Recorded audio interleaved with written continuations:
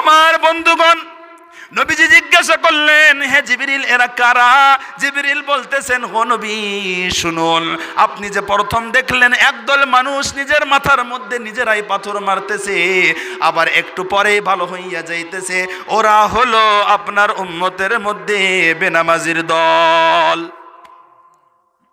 ওরা হলো আপনার উম্মতের মধ্যে বেনামাজির দল, যারা দুনিয়ার বুকে কোনোদিন নামাজ পড়ে নাই, দুনিয়ার বুকে কোনোদিন মসজিদ চেনে নাই, দুনিয়ার বুকে কোনোদিন তাদের জবানের মধ্যে আল্লাহর নামটাও ছিল না। সেজন্যই ইনাদের এত শাস্তি আল্লাহ রাব্বুল আলামিন ওদের মাধ্যমেই দিতেছেন।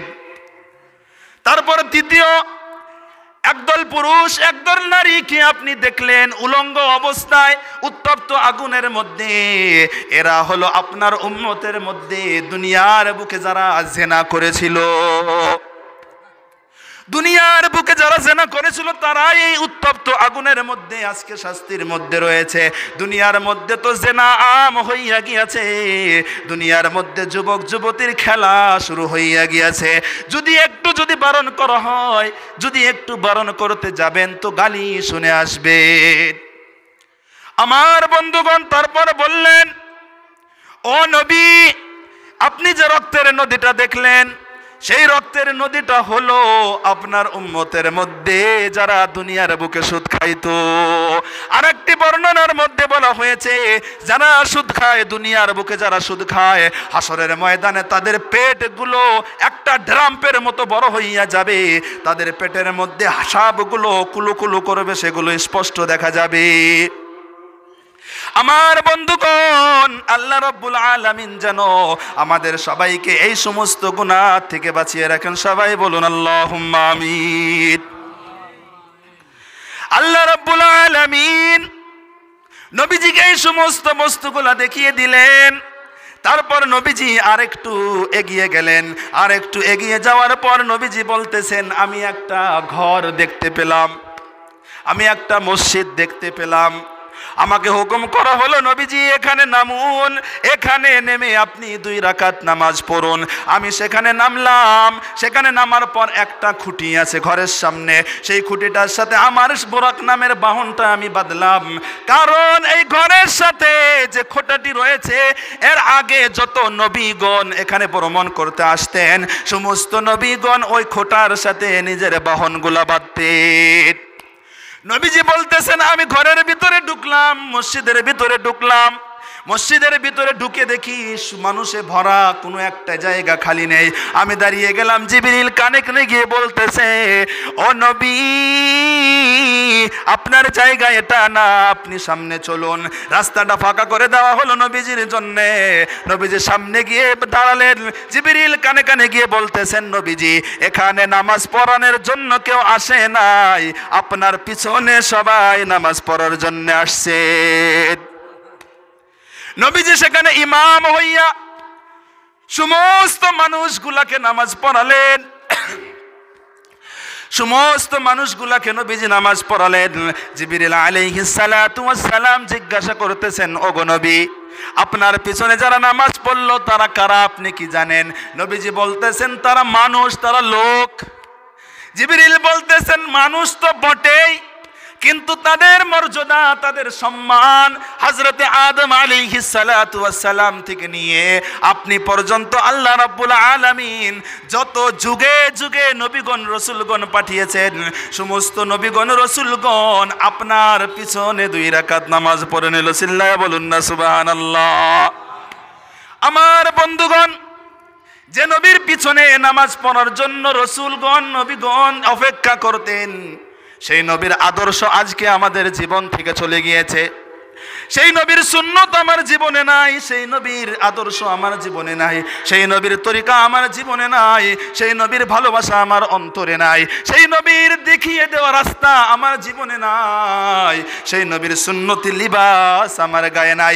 যদি এমন অবস্থায় আমি দুনিয়া থেকে চলে যাই, সেই কঠিন দিনে আমি আপনি শাফায়াত পাবো না। আমার বন্ধুগণ, মদিনাওয়ালা নবী রাহমাতুল লিল আলামিন, উম্মতের দরদি নবী, মায়ার নবী, সেখান থেকে জিবরিল বলতেছেন, নবীজি আপনাকে এখন প্রথম আসমানে নিয়ে যাওয়া হবে। নবীজিকে প্রথম আসমানে নিয়ে যাওয়া হলো। সেখানে জিবরিল গিয়ে বলতেছে, এ প্রথম আসমানের ফেরেশতা দরজা খুলে দাও। ফেরেশতা বলতেছে, মান আনতা, তুমি কে? জিবরিল বলতেছেন, আনা জিবরিল। ফেরেশতা বলতেছে, ওয়া মাক, তোমার সাথে কে? জিবরিল আলাইহিস সালাতু ওয়াস সালাম বলতেছেন, হুয়া মুহাম্মাদুর রাসূলুল্লাহ সাল্লাল্লাহু তাআলা আলাইহি ওয়াসাল্লাম, ইনি হলেন মুহাম্মাদুর রাসূলুল্লাহ। ফেরেশতা বললেন, বুইসা ইলাই, তোমাকে কি উনাকে আনার জন্য পাঠানো হয়েছিল? জিবরিল বলতেছেন, ক্বালা নাম, উনাকে আনার জন্য আমাকে পাঠানো হয়েছিল।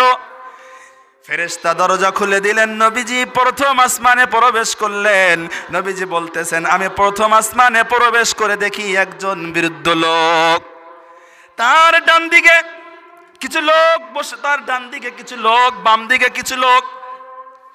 নবীজি বলতেছেন, আমি উনাকে সালাম করলাম, উনি আমাকে শাবাশ, উনি আমাকে স্বাগতম, ওয়েলকাম জানালেন, উনি আমার কল্যাণের জন্য দোয়া করলেন। আমি জিবরিলকে জিজ্ঞাসা করলাম, জিবরিল ইনি কে? জিবরিল বললেন, আপনার আব্বা আদম আলাইহিস সালাতু ওয়াস সালাম। আমার বন্ধুগণ, আদম আলাইহিস সালাতু ওয়াস সালাম যখন ডান দিকে তাকাতেন তো উনি হাসতেন, আবার যখন বাম দিকে তাকাতেন তো উনি কাঁদতেন। রাহমাতুল লিল আলামিন উম্মতের দরদি নবী জিজ্ঞাসা করলেন, জিবরিল এমনটা কেন? জিবরিল এমনটা কেন? জিবরিল বলতেছেন, ও নবীজি, ইনি যখন ডান দিকে তাকান তো উনার জান্নাতি সন্তানদেরকে দেখে উনি হাসেন, আর উনি যখন বাম দিকে তাকান উনার জাহান্নামী সন্তানদেরকে আগুনের মধ্যে পুড়ে দেখে উনি কাঁদেন। নবীজি বলতেছেন যে আদম আলাইহিস সালাতু ওয়াস সালাম আমাকে একটা নসিহত করে দিয়েছেন। আদম আলাইহিস সালাতু ওয়াস সালাম বলেছেন, হে আমার সন্তান মুহাম্মদ, তুমি তোমার উম্মতকে গিয়ে বলবা তারা যেন বেশি বেশি করে নেক আমল করে জান্নাতি সন্তানদের মধ্যে হইয়া যায়। আমার বন্ধুগণ, নবীজিকে দ্বিতীয় আসমানে নিয়ে যাওয়া হলো। দ্বিতীয় আসমানের পাশে গিয়ে ঠিক জিবরিল এমনই প্রশ্ন করতেছে, এই দ্বিতীয় আসমানের ফেরেশতা দরজা খুলে দাও। ফেরেশতা জিজ্ঞাসা করলো, মান আনতা, তুমি কে? জিবরিল বললেন, আনা জিবরিল। তারপর জিজ্ঞাসা করা হলো, মাক, তোমার সাথে কে? জিবরিল বললেন, হুয়া মুহাম্মাদুর রাসূলুল্লাহ সাল্লাল্লাহু তাআলা আলাইহি ওয়াসাল্লাম, ইনি হলেন মুহাম্মাদুর রাসূলুল্লাহ। ফেরেশতা বললেন, তোমাকে কি আনার জন্য পাঠানো হয়েছে? জিবরিল বলল, হ্যাঁ, আমাকে আনার জন্য পাঠানো হয়েছে। দ্বিতীয় আসমানের দরজাও খুলে দেওয়া হলো। নবীজি সেই দ্বিতীয় আসমানের মধ্যে প্রবেশ করলেন। নবীজি দ্বিতীয় আসমানে ঢোকার পর নবীজি বলতেছেন, আমি দুইজন খালাতো ভাইয়ের সাথে সাক্ষাৎ হয়ে গেল। একজন হলো হযরতে ঈসা আলাইহিস সালাতু ওয়াস সালাম, আর একজন হলো হযরতে ইয়াহইয়া আলাইহিস সালাতু ওয়াস সালাম। উনারা দুজনাই আমাকে স্বাগতম, ওয়েলকাম জানালেন। উনারা আমার জন্য কল্যাণের দোয়া করলেন। আমার বন্ধুগণ, এমন ভাবে 7 নম্বর আসমানে নবীজি পৌঁছে গেলেন। 7 নম্বর আসমানে নবীজিকে নিয়ে যাওয়ার পর জিবরিল আলাইহিস সালাতু ওয়াস সালাম জিজ্ঞাসা করতেছেন, হে ফেরেশতা, জান্নাত আসমানের দরজা খুলে দাও। ফেরেশতা বলতেছে, মান আনতা, তুমি কে? জিবরিল আলাইহিস সালাতু ওয়াস সালাম বলতেছেন, আনা জিবরিল। মাক, তোমার সাথে কে? জিবরিল বললেন, হুয়া মুহাম্মাদুর রাসূলুল্লাহ সাল্লাল্লাহু তাআলা আলাইহি ওয়াসাল্লাম। আসমানের দরজা খুলে দেওয়া হলো। নবীজি 7 নম্বর আসমানে পৌঁছে গেলেন। 7 নম্বর আসমানে পৌঁছে যাওয়ার পর সেখানে একজন বৃদ্ধ লোককে দেখতে পেরেছেন, হুয়া মুসনাদুন ইলা বাইতিল মামুর। একজন বৃদ্ধ লোককে দেখতে পেতেছেন যে উনি বাইতুল মামুরের সাথে হেলান দিয়ে বসে আছেন। জিবরিলকে জিজ্ঞাসা করলেন, হে জিবরিল, ইনি কে? জিবরিল আলাইহিস সালাতু ওয়াস সালাম বললেন, ইব্রাহিম আলাইহিস সালাতু ওয়াস সালাম। আমার বন্ধুগণ, ইব্রাহিম আলাইহিস সালাতু ওয়াস সালামের সামনে কিছু শিশু বাচ্চা রয়েছে। নবীজি জিজ্ঞাসা করলেন, জিবরিল, এই শিশু বাচ্চাগুলা কারা? জিবরিল বললেন, আপনার উম্মতের মধ্যে যারা আশা করেছিল, যেগুলো মা বাপ আশা করেছিল নিজের সন্তানকে হাফিজ বানাবে, নিজের সন্তানকে আলিম বানাবে, কিন্তু সেই সন্তান মায়ের পেটে থেকেই মরে গিয়েছে, নাইবা দুনিয়ায় আসার পর হাফিজ হওয়ার আগেই মরে গিয়েছে। তো আল্লাহ রাব্বুল আলামিন তাদেরকে হযরত ইব্রাহিম আলাইহিস সালাতু ওয়াস সালামের ক্লাসে ভর্তি করে দিয়েছেন। বলুন না সুবহানাল্লাহ।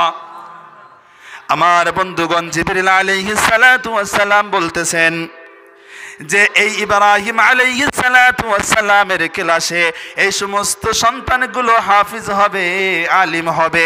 সেজন্য সবার কাছে আমার একটা অনুরোধ, যদি পারেন একটা সন্তানকেও আলিমে দ্বীন বানাবেন।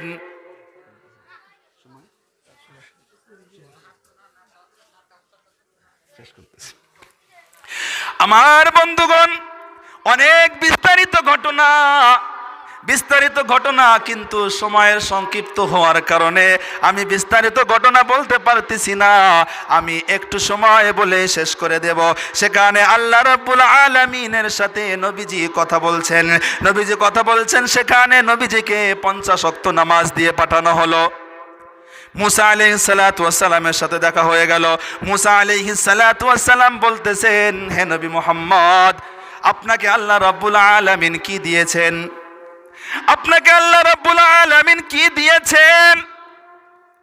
নবী মুহাম্মদুর রাসূলুল্লাহ সাল্লাল্লাহু আলাইহি ওয়াসাল্লাম বলতেছেন, আমার আল্লাহ আমার উম্মতের জন্য তো অনেক কিছু দিয়েছেন, কিন্তু তার মধ্যে সর্বশ্রেষ্ঠ হলো 50 ওয়াক্ত নামাজ দিয়েছেন।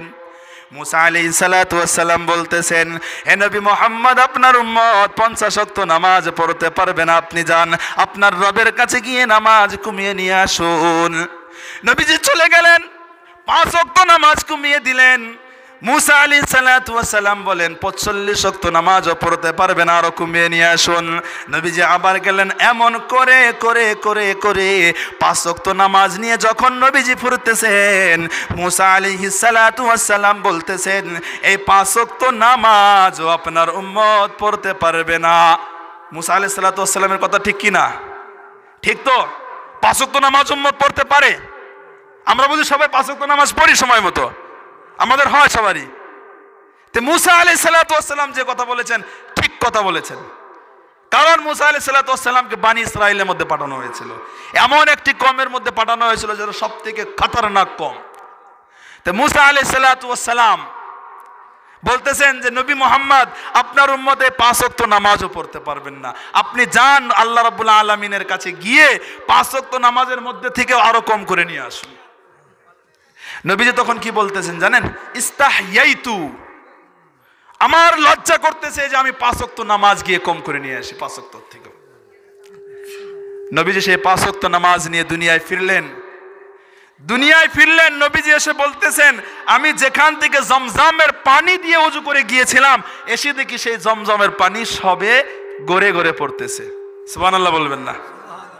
যে সফর হলো মসজিদে হারাম থেকে মসজিদে আকসা পর্যন্ত 1 মাসের রাস্তা, মসজিদে আকসা থেকে নিয়ে প্রথম আসমান 500 বছরের রাস্তা।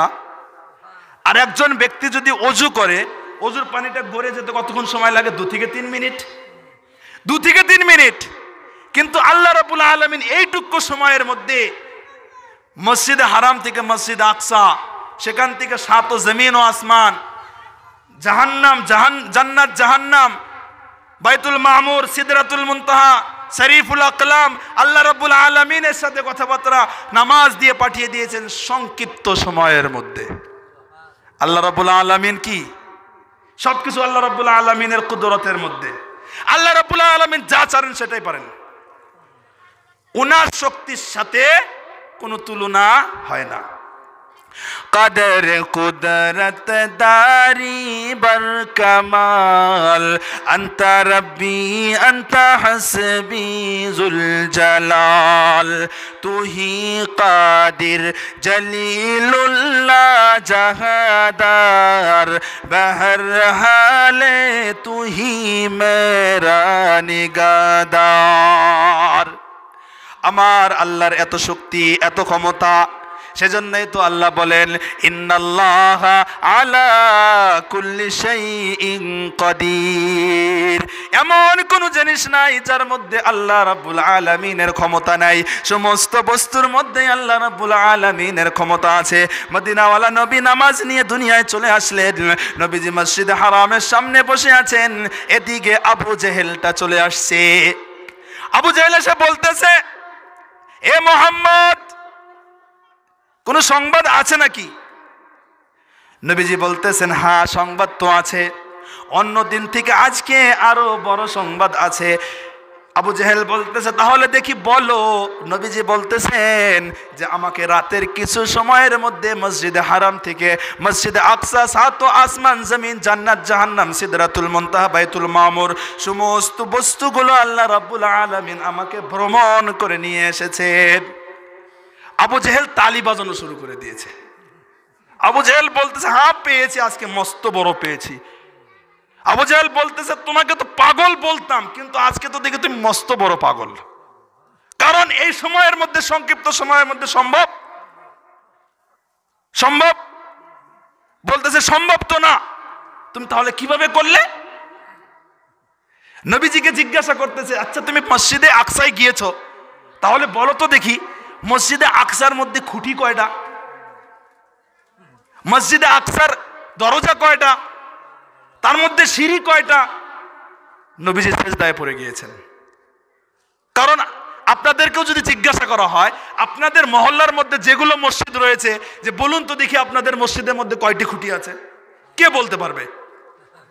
বান্দা মসজিদে তো এগুলো দেখার জন্য যায় না, আল্লাহর ইবাদত করার জন্য যায়।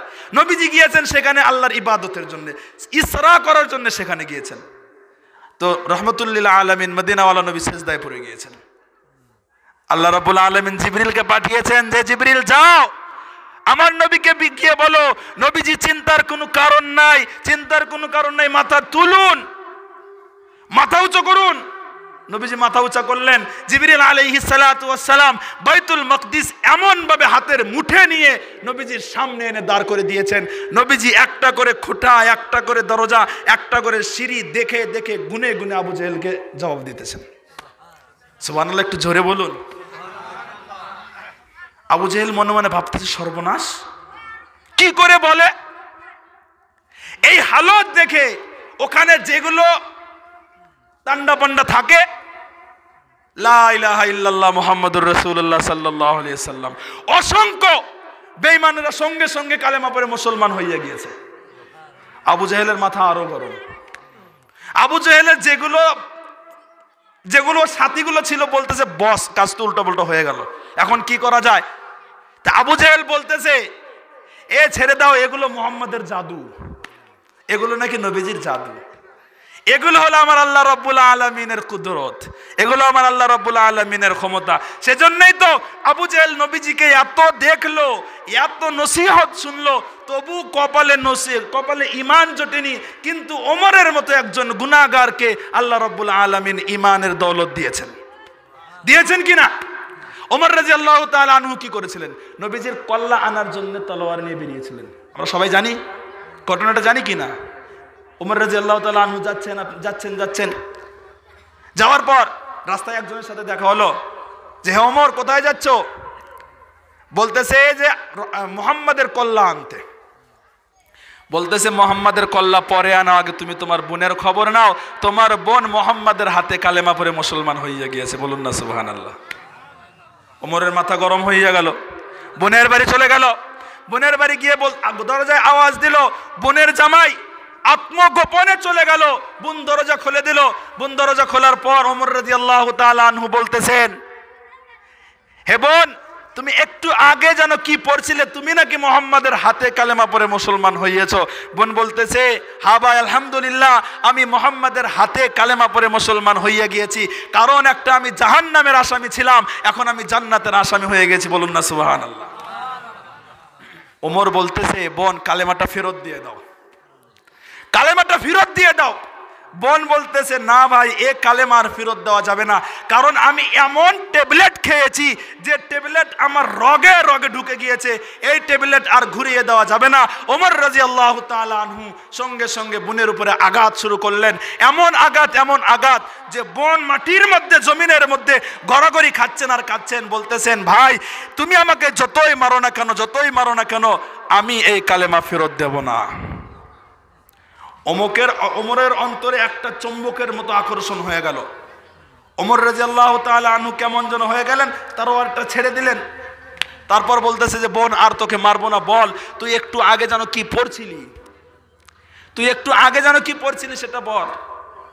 বোন পড়তেছে, ভাই আপনি নাপাক, আপনার জবান নাপাক, আপনার শরীর নাপাক, আপনার হাত নাপাক, আপনি গোসল করে আসুন, তারপর আমি পড়ব। ভাইকে গোসল করিয়ে নিয়ে আসলেন। গোসল করিয়ে নিয়ে আসার পর যখন পড়া শুরু করলেন, তাহা মা আনজালনা আলাইকাল কুরআনা লিতাশকা, হযরতে ওমর রাদিয়াল্লাহু তাআলা আনহু বলতেছেন, ও বোন, এই কোরআন এত সুন্দর, না জানি যে নবীর উপরে এই কোরআন নাজিল হয়েছে, সে নবী কত সুন্দর। ভাই বলতেছে, আমাকে এক্ষুনি ওই নবীজির কাছে নিয়ে চলো, আমি নবীজির হাতে কালেমা পড়ে মুসলমান হয়ে যাব। বোন সাথে নিয়ে গেলেন ওমর রাদিয়াল্লাহু তাআলা আনহুকে। সাহাবারা দেখতেছেন, নবীজিকে বলতেছেন, ইয়া রাসূলুল্লাহ, ইয়া হাবিবাল্লাহ, ওমর আসতেছে। ইয়া রাসূলুল্লাহ, ইয়া হাবিবাল্লাহ, ওমর আসতেছে।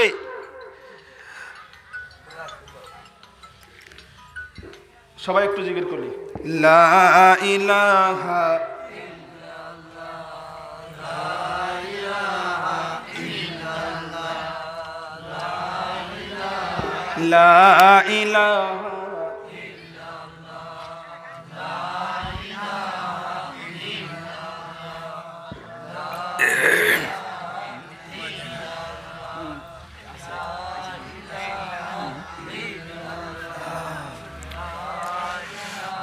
আমার বন্ধুগণ, ওমর রাদিয়াল্লাহু তাআলা আনহু হুজুরের সামনে গিয়ে নিজের তরবারিটা ছেড়ে দিয়েছেন। বলতেছে, হুজুর আমি খুব বড় গুনাহ করে ফেলেছি, আপনার সামনে আমার মাথাটা নত করে দিলাম, আমি ওমরকে কালেমা পড়ে জান্নাতের আসামি বানিয়ে আপনি যে শাস্তি দিবেন আমি মঞ্জুর করে নিলাম। নবীজি কালেমা পড়ে মুসলমান বানিয়ে দিলেন। তারপর থেকে প্রকাশ্যে ইসলামের দাওয়াত চলছে। আমার বন্ধুগণ, আমরা যেগুলো আলাপ আলোচনা করি, দুনিয়ার বুকে দেখবেন সভা, জলসা, মাহফিল, এগুলোর অভাব নেই, খুব হয়, কিন্তু মানুষ হেদায়েত পায় না, আমাদের ভিতরে ইখলাস থাকে না, শোনার নিয়াত থাকে না। আমরা দেখি সুর, এক নম্বর দেখি সুর, কি বলা হচ্ছে সেটা আগে দেখার দরকার। তো আমার বন্ধুগণ, যা কিছু আলোচনা করলাম এর মধ্যে যা কিছু ভুল ত্রুটি হয়েছে ক্ষমা করবেন, আল্লাহ পাক যেন মাফ করেন। আর যা কিছু আমলের আছে আল্লাহ পাক যেন আমাদের সবাইকে আমল করার জন্য তৌফিক দান। আমি এতটুকু বলে আমার বক্তব্য শেষ করছি। ওয়া আখিরু দাওয়ানা আলহামদুলিল্লাহি রাব্বিল আলামিন। ওয়াসসালামু আলাইকুম ওয়া রাহমাতুল্লাহি ওয়া বারাকাতুহু।